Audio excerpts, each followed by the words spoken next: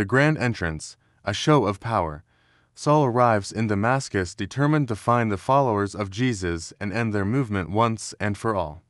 That is, until an extraordinary event changes everything. What event? Well, let's find out together. Hey guys, welcome to another episode from Unfavored Merit. I'm your host, and today we bring you the story of Saul's dramatic conversion experience, found in Acts of the Apostles chapter 9 verses 1 to 29. Let's dive right in. Our story begins with Saul, a member of the Sanhedrin, a Jewish council, and also a Jew's greatest hero, except maybe David. So here we find Saul receiving instructions from the high priest to obtain letters for his mission. In fact, he wants nothing more than to stamp out the way, which is what the followers of Jesus were called, and all its teachings. Those letters are addressed to the synagogues of Damascus so that if any of the believers in Jesus should show up there, they could be arrested and brought back to Jerusalem in chains. Now, Saul has gone from zealous religious leader to terrifying persecutor, so he sets off immediately. But hold on a second.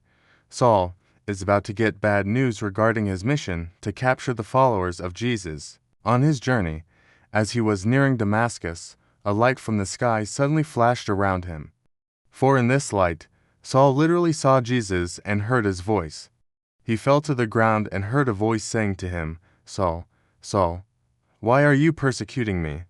And when confronted by the risen Christ, Saul's response, "Who are you?" "Sir," he's humbled and even cowers before the one he once persecuted. The reply came, "I am Jesus, whom you are persecuting.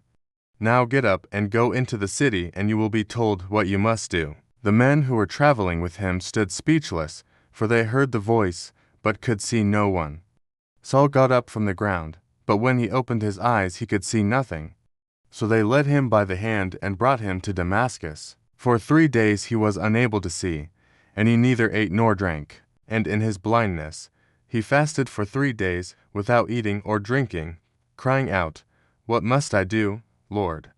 And to top it off, he starts having visions of Jesus that give him guidance on how he should live.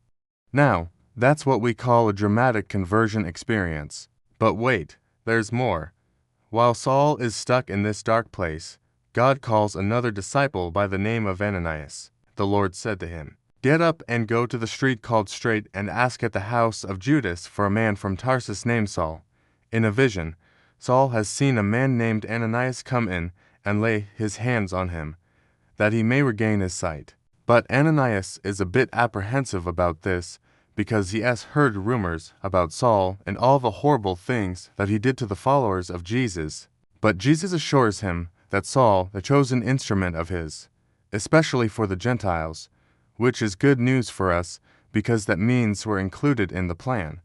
So Ananias follows Jesus' instructions, heads over to Saul's house and lays his hands on Saul, telling him that he is there to heal him and restore his sight. So Ananias went and entered the house. Laying his hands on him, he said, "Saul, my brother, the Lord has sent me, Jesus who appeared to you on the way by which you came, that you may regain your sight and be filled with the Holy Spirit." Immediately things like scales fell from his eyes, and he regained his sight.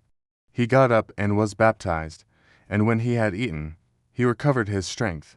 But it's not over yet, because after his healing, Saul starts preaching boldly in Damascus about Jesus, and word of his amazing encounter spreads everywhere. All who heard him were astounded and said, "Is not this the man who in Jerusalem ravaged those who call upon this name, and came here expressly to take them back in chains to the chief priests?"